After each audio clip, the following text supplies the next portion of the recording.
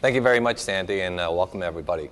Today I'm actually not going to be talking about my work and where I work, but instead I'm going to be talking about an organization that I belong to, and that's the American Society of Testing and Materials. I kind of feel like I'm the student up here giving a book report with the teacher sitting right over there. If you didn't catch Sue Ballou's bio, she is the chairperson of the E30 Committee on Forensic Science. So I'm expecting to get a little card and a book report grade as I walk by her when I'm done today. Anyways, I'd like to just acquaint you with ASTM as an organization and what it means to you as a forensic scientist or as a trace analyst.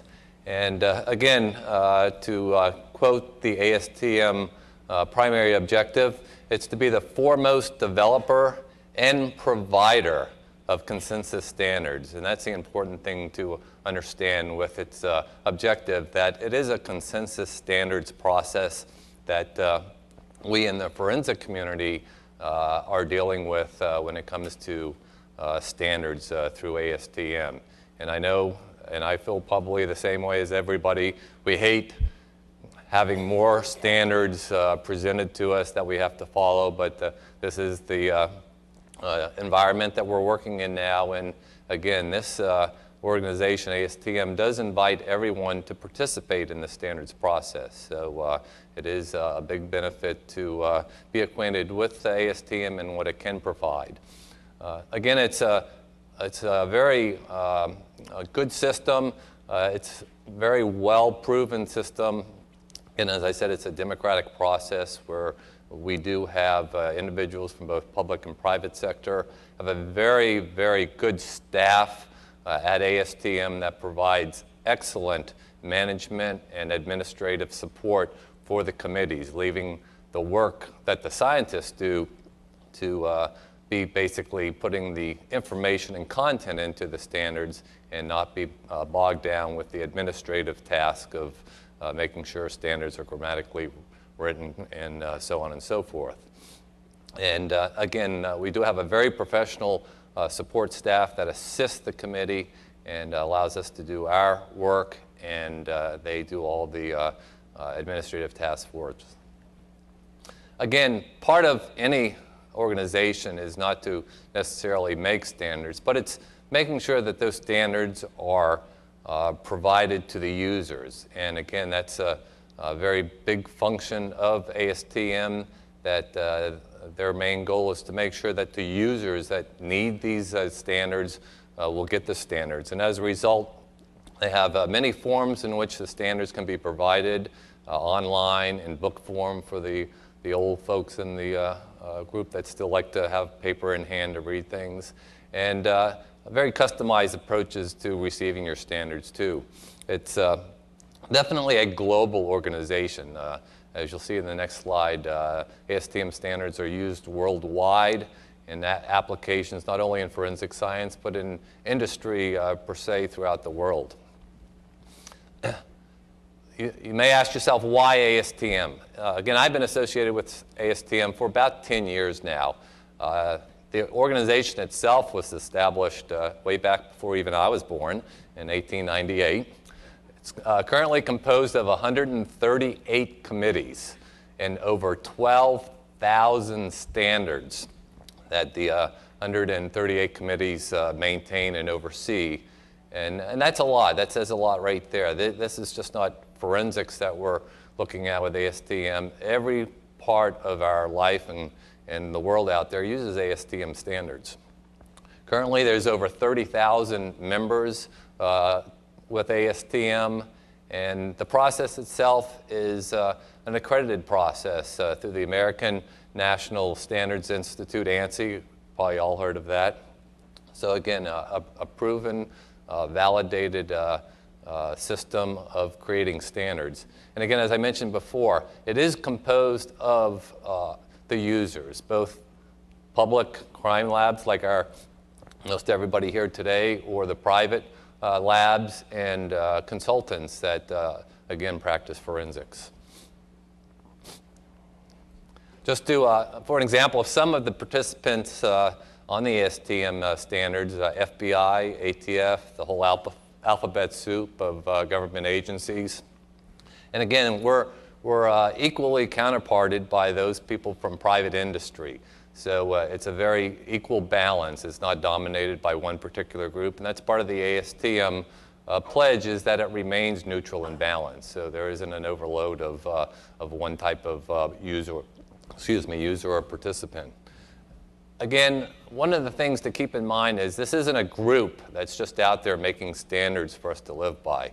Most of the standards that come into or actually leave ASTM are brought into ASTM by the various SWIGs, task groups, and other identities out there that are making their rules and their documentation for their casework and examination. So it's not a bunch of folks sitting around making our lives hard. This is the actual users that are presenting the product to ASTM to put into a recognizable standard and a validated and accredited system. I'd like to spend the last part of the presentation discussing one particular committee within ASTM, which we should all be familiar with, and that is the E30 Committee on Forensic Sciences. Again, that's where you're going to find most of the applicable standards that are going to relate to all our disciplines, be it trace or any of the other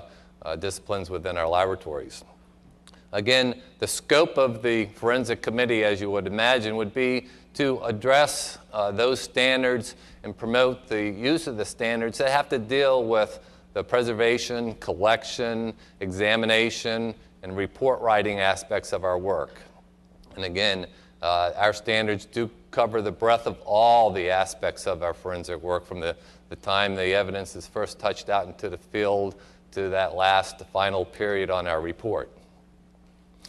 Currently, we have over 50 standards that are maintained by the E30 Committee. We have approximately 700 members, and these are active members on the committee. We are broken down into approximately 6 technical committees that oversee the various disciplines. As you can see on the slide, we're broken down into criminalistics, question documents, engineering, interdisciplinary, a new one, digital evidence, and then terminology. So that covers the main disciplines which we have standards out there for right now. As I mentioned before, these standards are published, and again, there's various forms, but the ASTM standards are published in a volume format, and the criminalistics and other forensic science standards can be found in volume 1402. These contain all the test methods, guidelines, terminology, and specifications for general test methods, forensic sciences, terminology, and statistical methods, to name a few. In particular, for this group, the subcommittee in which most of your standards fall under is the E30.01 subcommittee on criminalistics, which is the one of the subcommittees that I belong to. Again, within that committee, we have the standards on paints, gunshot residue, drugs, sexual assaults, fire debris, and glass. So again, that covers a lot of what we've talked about this week, and again, a good variety of the disciplines that we see within the trace discipline.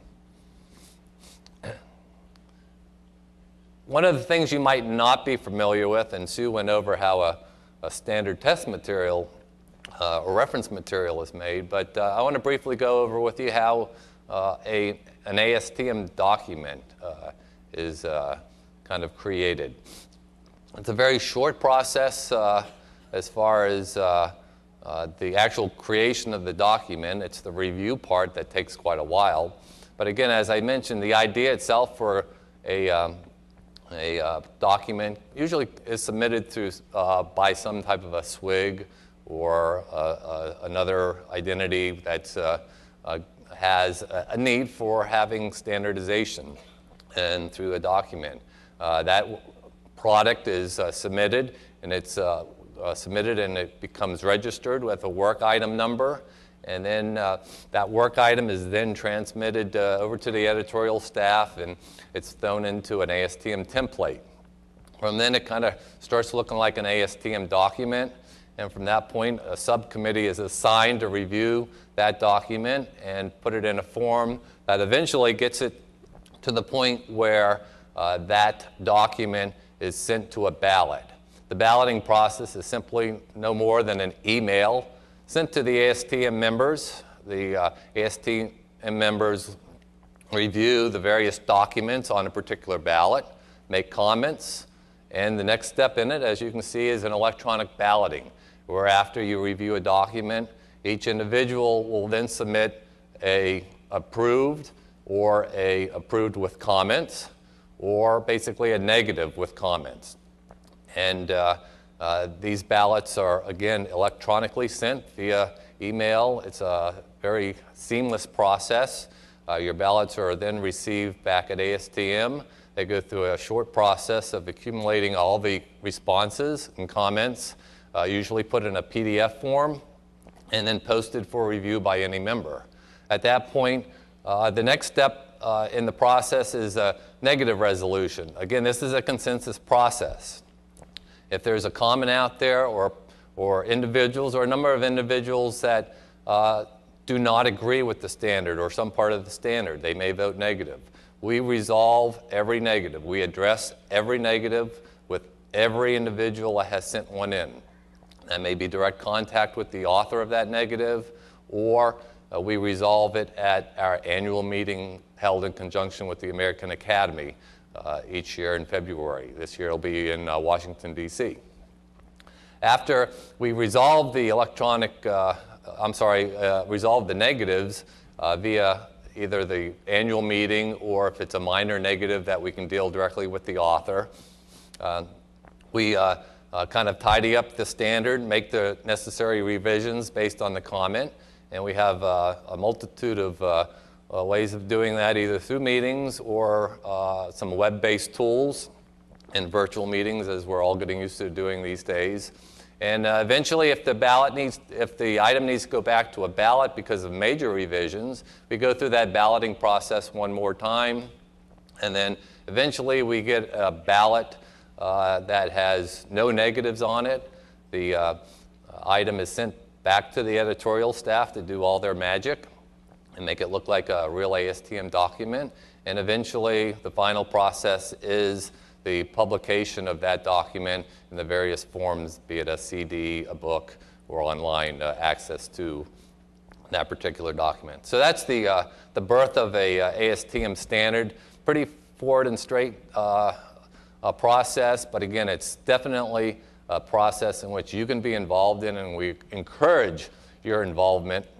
As an ASTM member, you also get a copy of the ASTM standard, which is a plus if you need to follow ASTM like we do in our lab. We encourage your representation on the various subcommittees. Again, membership is voluntary. We get no pay for it. You don't get paid to go there unless your agency supports you to go there. But again, we do encourage the participation, and you must be an active member. You don't sit back and just kind of put that on your resume. You need to review documents, ballot documents, and hopefully be able to attend the various meetings and have some constructive input into these standards, which we all have to live by.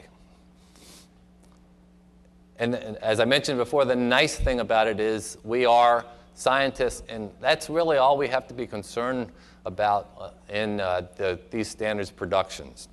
We're putting our knowledge and expertise and our past experiences with our work in the lab, and we apply that to our meetings, and the ASTM editorial staff is fantastic at arranging the meetings, doing all the administrative tasks for us, and it does not burden us down with those incidentals that makes, if any of you write standards for your own agency, can be a real pain in the you-know-what.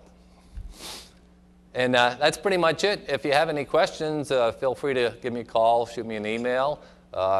you can do so with Sue if you're interested in getting on the forensics committee. Tim Brook is our staff manager, although I just read in our ASTM magazine that he's got a promotion. So I'm not quite sure if he's going to be our staff manager anymore, but in any event, we'll have maybe a new one here soon. Or you can check on the website at the site listed on the screen. Thank you very much.